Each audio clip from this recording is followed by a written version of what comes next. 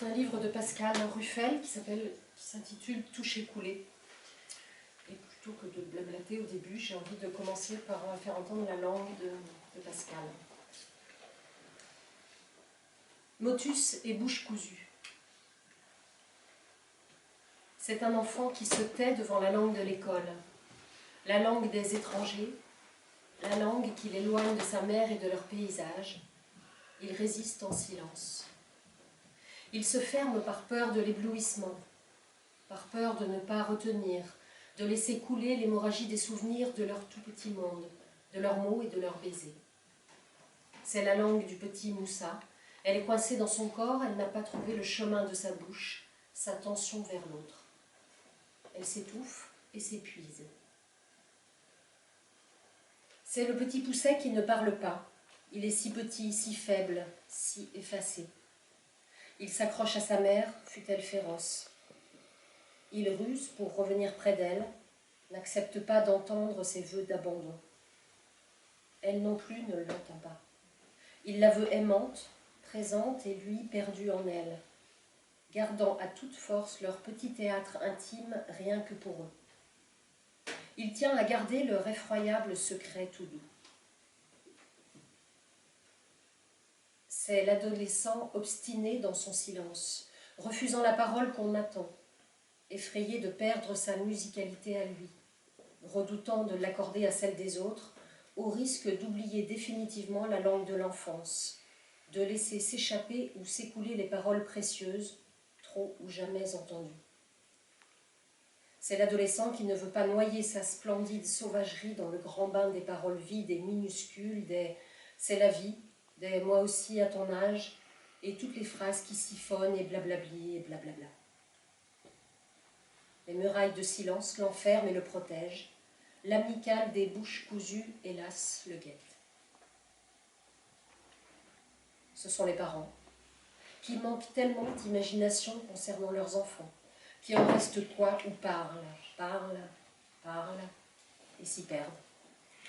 Ne croient plus vraiment à ces mots-là, tentant de retenir, à grand-peine, l'enfant en leur sein, en leur dessein. À force de parler, ils ont laissé se dégrader le langage. Ils occupent le silence. Ils ont perdu l'élan des premiers mots tendus vers l'autre. S'ils ne se réveillent pas, leur langue ne traînera plus que principe et absence. Ce sont ceux qui se ferment la bouche, qui la cousent méthodiquement, qui se ferment le clapet, la bouche d'égout, le moule à gaufre, qui se clouent le bec, le piège à mouche, le gueulard. Ceux qui refusent ce qui en sortirait, qui refusent que leur bouche soit un orifice obscène, une monstration sans parole. Ce sont Mokhtar, Esmaïl, Mohammad, Ahmed, Davoud, Sassan et Hossein, Reza et Mohammad Reza. Migrants de Calais qui se cousent la bouche en mars 2016 pour de vrai, qui ne mangent plus, ne parlent plus. Ils demandent que la zone sud de la jungle ne soit pas démantelée, mais surtout que leur dignité d'êtres humains soit reconnue. Sur leur pancarte, ces simples phrases « Écoutez-nous, écoutez-vous ». Ce sont nous, toi et moi, enfermés dans une rage muette, incapables de parler la langue des choupoualas, de l'application des procédures et protocoles, du respect acharné des dispositifs, de la gestion comptable des flux, des lois implacables de la statistique, attristés devant la laideur de la langue enfermée manu militari dans le carcan de la communication, et ne trouvant que chez le poète l'interrogation qui se répète avec insistance « Est-ce ainsi que les hommes vivent ?» Ce sont ceux qui ne trouvent ni les mots pour dire, ni l'oreille qui saura accueillir l'indicible. Ce sont les rescapés qu'on soupçonne de mentir, de chercher à duper, de ressasser ou de se complaire. Ce sont les fous qui hurlent et qui se débattent contre quelque ennemi réel, même si nous ne le voyons pas. Ce sont ceux qui parfois, à leur corps défendant, refusent les portes closes, l'économie du bonheur et de l'oubli. ce sont les langues qui disparaissent, qui s'évanouissent. Une langue meurt toutes les 2 semaines. Durant ce siècle, la moitié des langues parlées aujourd'hui aura disparu. Que restera-t-il des infinies possibilités de regarder le monde, de le peindre ou de le modeler? Que restera-t-il de l'infinie musicalité des langues, de leur souffle et de leur beauté? Que restera-t-il du sarde, du choukchi, du mong, du chocho, de l'araki ou du mpongwe?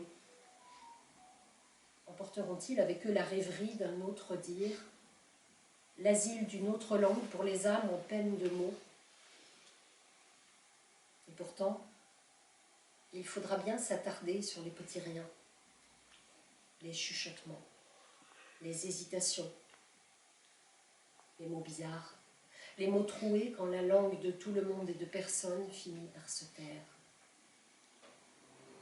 Que reste-t-il quand le brouhaha laisse la place au plein du silence? Que reste-t-il quand enfin la mer s'est retirée sur la plage? Il nous reste des trésors, du varech sec et odorant, des brisures de verre poli, des débris de la nacre des coquillages, des fragments de bois flottés, des galérons émerveilleux.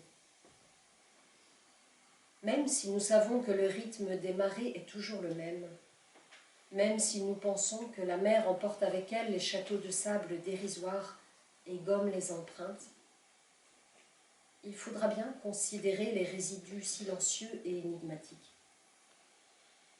Peut-être qu'ils nous parleront quand nous saurons les contempler et les entendre.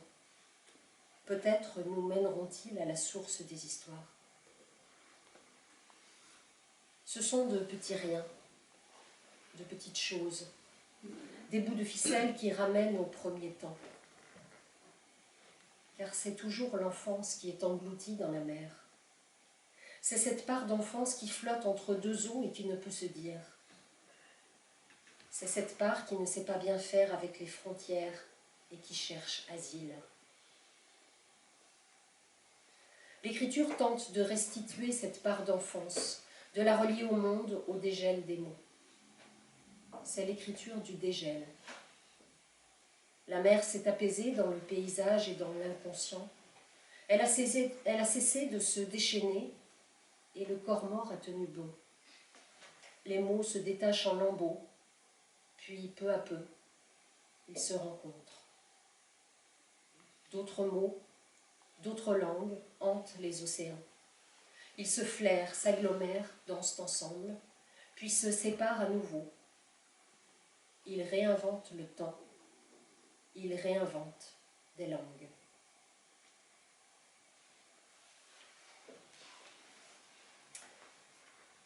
J'ai envie de dire merci à Pascal, parce que j'ai beaucoup aimé ce passage, et qui est peut-être un peu long, mais si je l'ai choisi, c'est parce que j'ai l'impression qu'il y a plein de mots en fait, qui sortent de ce passage, qui tissent le livre. Il y a le mot silence, qui est juste énorme, il y a le mot qui revient sous différentes formes, se taire, évidemment, l'inverse du brouhaha, le plein du silence, il y a les bouches cousues, tout ce silence qui empêche. Donc il y a ce mot-là qui est important. Il y a la mer, bien sûr, la mer M-E-R, la mer M-E-R-E. Il y a les questions des langues qui disparaissent, des langues dans lesquelles on va peut-être se réfugier, les langues qu'on va peut-être fuir, les langues qui nous échappent, je ne sais pas, il y a plein de choses. Et surtout, il y a plein de questions, de questionnements. Et voilà, quand j'ai ce livre, en fait, il était dans ma pile à lire depuis un petit moment. Et on m'avait dit, ce livre-là, il est pour toi. Et je sais que Pascal est... et je regarde pour ne pas me tromper, Pascal est psychologue clinicienne et psychanalyste et travaille auprès de migrants, de réfugiés, de jeunes exilés. Et en fait, dans ma tête, quand j'ai vu ça sur la couverture, la 4e couverture, et puis qu'on m'a dit, il faut que tu lises ce livre, ça va te plaire et tout ça, je me suis dit, en fait, ça doit être un livre sur des témoignages du travail que tu tu fais. Peut-être des récits de vie, peut-être voilà, un questionnement sur ce temps d'écoute, de réflexion, etc. Et en fait, je ne l'ai pas lu tout de suite. Peut-être que ça tombait à un moment où, peut-être que, je ne sais pas, que ce n'était pas le moment, que je saturais de tous ces récits, de ces naufrages. Et je l'ai mis de côté, et c'est grâce voilà, à cette rencontre que je l'ai ressorti. Et c'est là que je me suis rendu compte que ça n'avait rien à voir avec l'idée. Voilà, il ne s'agit pas de récit de vie, mais c'est pas un roman. Ce n'est pas quoi, un essai non plus qui traite d'un seul sujet. Je dirais que c'est alors sans mauvais jeu de mots, une traversée ou une plongée, parce que voilà, quand on voit le titre Toucher Poulot, ça se passe sous l'eau, ça se passe sous la surface de l'eau. Ça traverse les mers, ça traverse beaucoup de choses, ça traverse l'enfance, ou du moins, ça ne la traverse pas, mais je pense que c'est est-ce qu'on peut dire un récit? Je ne sais pas, un entrelac de pensées, d'interrogations, de questionnements qui partent de l'enfance, d'un traumatisme de l'enfance, et qui tissent, qui continue, enfin, qui prend source dans la mer, puisque ce traumatisme d'enfance qui est personnel et vraiment vient du fond de la mer, il vient d'une noyade d'un proche. Et voilà, il traverse entre guillemets les mers jusqu'à aujourd'hui pour faire voilà, les traumatismes et les violences que connaît la Méditerranée et notre monde terrible.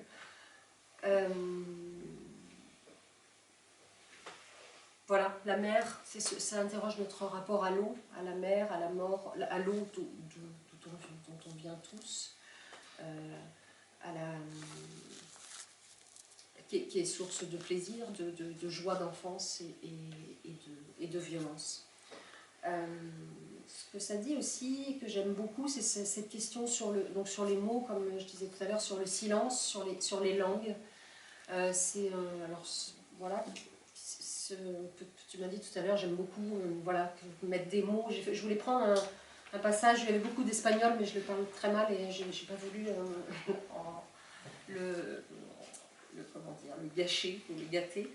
Mais il y a ces interrogations sur les langues, où à un moment il y a un passage sur voilà, après ce traumatisme d'enfance, cet apprentissage de l'anglais au collège, et on se dit tout d'un coup, oh, peut-être que cette langue pourrait, je sais pas, peut-être me sauver entre guillemets, ou est-ce qu'on peut aller chercher dans une autre langue, ou est-ce qu'on peut trouver dans une autre langue quelque chose qu'on n'a pas. Et voilà, et le professeur demande à tous ses élèves, est-ce que vous avez des questions, et tout le monde pose des questions vaines et inutiles, est-ce qu'on peut souligner en rouge, est-ce qu'on prend un cahier à petits carreaux, etc. Et voilà, il y a cette question qui ne sort pas finalement, parce qu'il y a ce silence, ces choses qui empêchent, qui était la question, est-ce qu'il y a des homonymes dans la langue anglaise?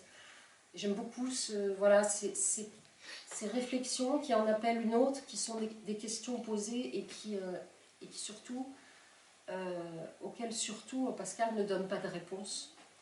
Et c'est en ça peut-être que ce n'est pas un essai, et c'est en ça que c'est une réflexion qui moi me touche, parce que c'est pas un livre condescendant qui pose des questions et qui dit voilà, moi j'ai des réponses, écoutez-moi. Ce sont des questions qui vont aller toucher chacun de nous, enfin je l'espère en tout cas, parce que ces questions elles font à leur tour voilà, chemin dans nos têtes.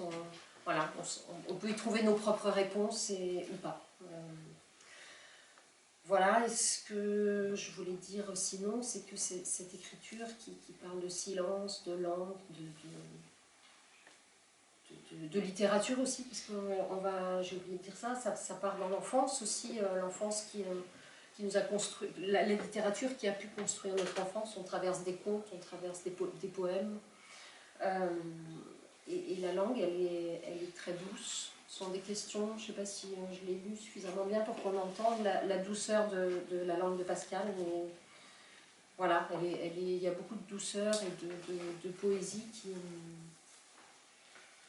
de poésie tout simplement, qui dit une manière d'être au monde, je dirais ça.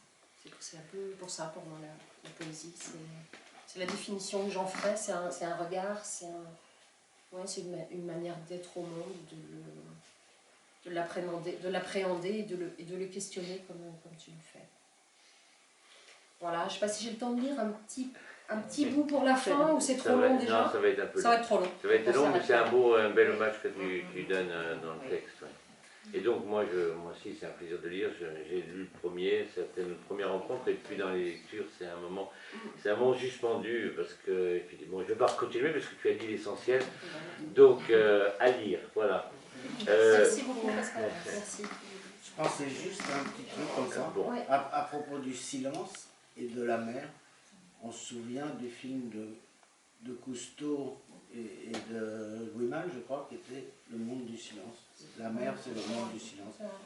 Et en l'occurrence, ça... Il y a des silences qui font du silences bruit, qui dit-elle. C'est ça. Il y a des silences qui hurlent. Les silences qui crient ou qui hurlent, c'est une des phrases importantes. Puis il y a des silences magnifiques. Oui, aussi. Il y a beaucoup à dire en tout cas sur tous ces silences.